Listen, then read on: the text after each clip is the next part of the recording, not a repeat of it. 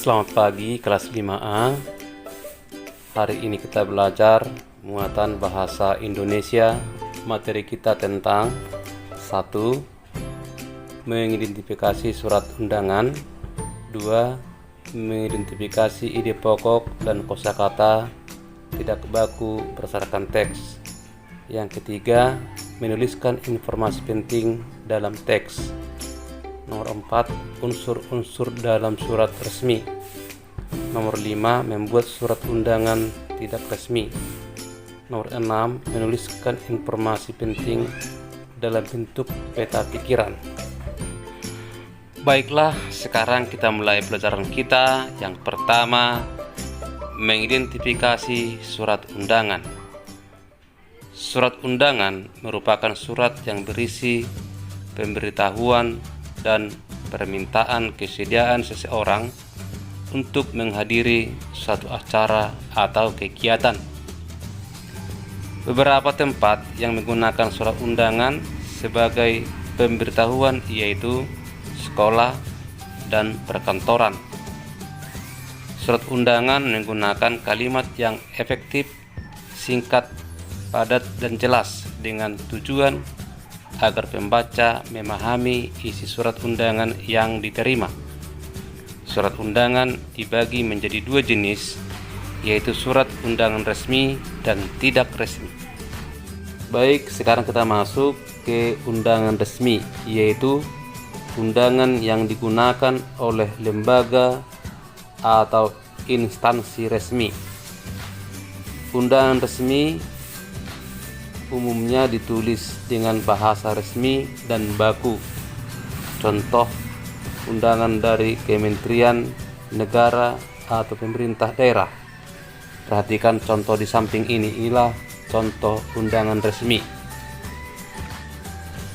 Yang kedua, undangan tidak resmi, yaitu undangan yang mengatasnamakan pribadi yang ditujukan kepada orang lain untuk menginformasikan kegiatan pribadi orang tersebut.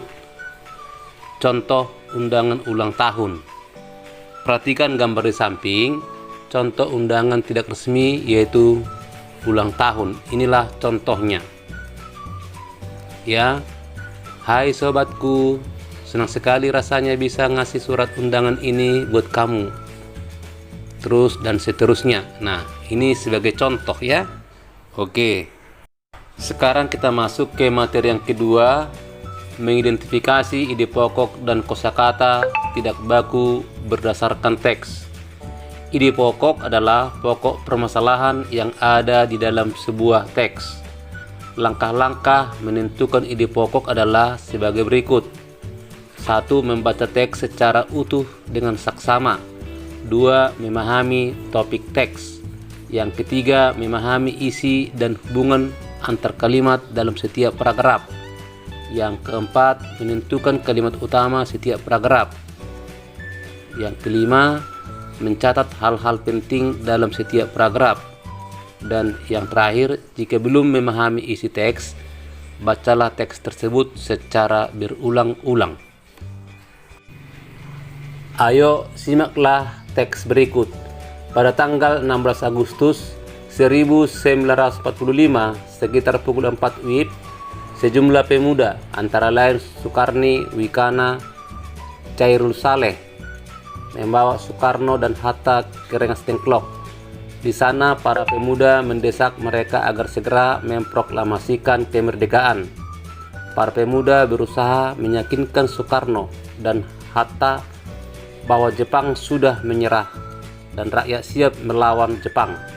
Malam harinya, Laksamana Maeda menghantar Soekarno dan Hatta ke kediaman Mayor Jenderal Moichino Yamamoto, namun ditolak. Akhirnya mereka menuju ke rumah Laksamana Maeda di Jalan Iman Bonjol nomor 1 untuk menyiapkan rapat persiapan teks proklamasi. Ide pokok berdasarkan paragraf tersebut adalah Jepang sudah menyerah dan rakyat siap melawan Jepang. Contoh kata baku dan kata tidak baku berdasarkan teks tersebut. Kata baku, mendesak, arti memaksa untuk segera dilakukan. Kata baku berusaha, artinya melakukan suatu usaha. Sekarang kita masuk ke materi yang ketiga, menuliskan informasi penting dalam teks. Ada beberapa cara yang dapat dilakukan untuk menemukan informasi penting dalam sebuah teks, antara lain: 1. Membuat daftar pertanyaan berdasarkan isi teks. Kamu dapat menggunakan kata tanya seperti apa, di mana, mengapa, siapa, kapan, dan bagaimana. Yang berikut, menggunakan peta pikiran. Peta pikiran dapat membantu kita mengelompokkan informasi dalam pikiran kita secara kreatif. Langkah-langkah yang dapat kita lakukan dalam membuat peta pikiran yaitu: 1. Menentukan ide pokok dari teks.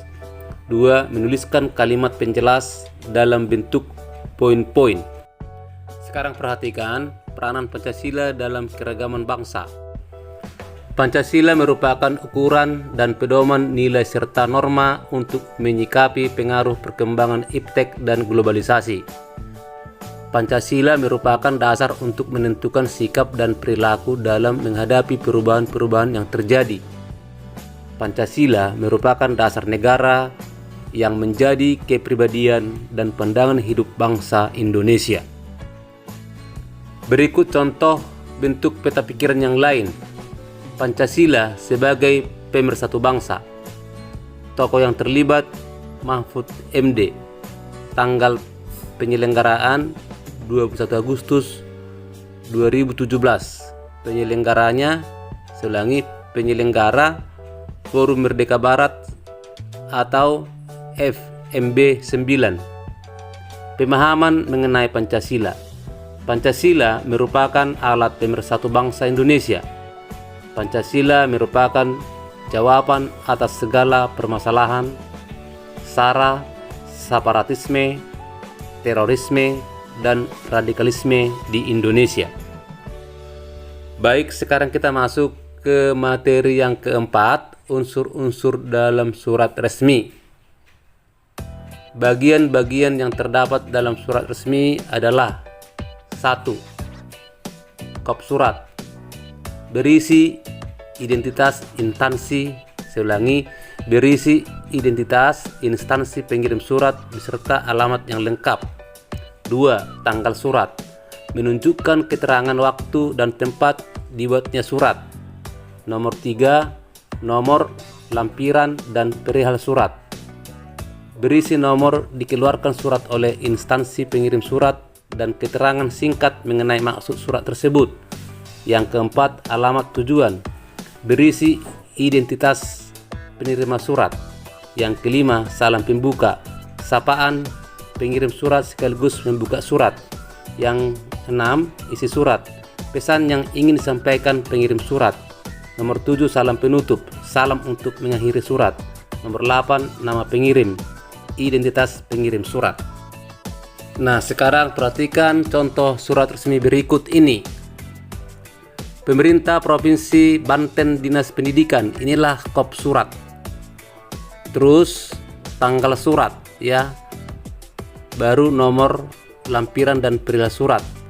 Terus alamat tujuan, salam pembuka, isi surat, salam penutup, dan nama pengirim. Inilah contoh surat resmi. Sekarang kita masuk ke materi kelima, membuat surat undangan tidak resmi. Surat undangan tidak resmi adalah surat undangan yang mengatasnamakan perseorangan untuk kepentingan perorangan. Umumnya, surat undangan tidak resmi berisi kata-kata yang lebih sederhana dibandingkan surat resmi. Contoh surat undangan tidak resmi yaitu surat undangan ulang tahun, surat undangan pertunjukan pentas seni di sekolah, surat undangan syukuran kelahiran bayi, dan surat undangan perkawinan. Perhatikanlah undangan tidak resmi berikut. Ya, ini contoh surat undangan tidak resmi. Nah, bisa kamu lihat. Nah, ini lagi contoh lain surat tidak resmi. Ya, banyak contohnya. Baik, sekarang masuk kita materi yang keenam, Menuliskan informasi penting dalam bentuk peta pikiran. Peta pikiran dapat mempermudah kita menemukan informasi penting dalam sebuah teks. Langkah-langkah untuk menguraikan teks menggunakan peta pikiran adalah sebagai berikut. 1. Tentukanlah ide pokok dari teks yang disajikan. 2. Catatlah kalimat penjelas dari ide pokok tersebut ke dalam bentuk poin-poin. Yang ketiga, tuliskan ide pokok dan kalimat penjelas tersebut ke dalam suatu bagan peta pikiran. Nah, berikut contoh menuliskan informasi penting dalam bentuk peta pikiran. Jenderal Sudirman. Tempat tanggal lahir Purbalingga, Jawa Tengah, 24 Januari 1916. Sifat-sifat Jenderal Sudirman: seorang yang disiplin serta berjiwa sosial tinggi, memiliki rasa nasionalisme yang tinggi, seorang pemimpin yang bertanggung jawab terhadap bawahannya. Nah, sekarang kita punya tugas. Nomor 1, tuliskan jenis-jenis surat resmi yang kamu ketahui. Nomor 2, bagaimanakah kriteria surat undangan yang baik? Yang ketiga, tuliskanlah bagian-bagian surat undangan resmi. Yang keempat, buatlah kalimat bagian penutup surat undangan tidak resmi. Nah, di sini ada bacaan judulnya hasil konferensi meja bundar ya. Nanti kalian tuliskanlah informasi penting dari teks di atas dalam bentuk peta pikiran. Oke, saya ulangi. Setelah kamu membaca teks itu yang berjudul hasil konferensi meja bundar, selanjutnya kamu menuliskan informasi penting dari teks di atas dalam bentuk peta pikiran. Itulah nomor 5. Baik, demikianlah pelajaran kita hari ini. Semoga anak-anak kami sehat-sehat selalu. Sekian dan terima kasih.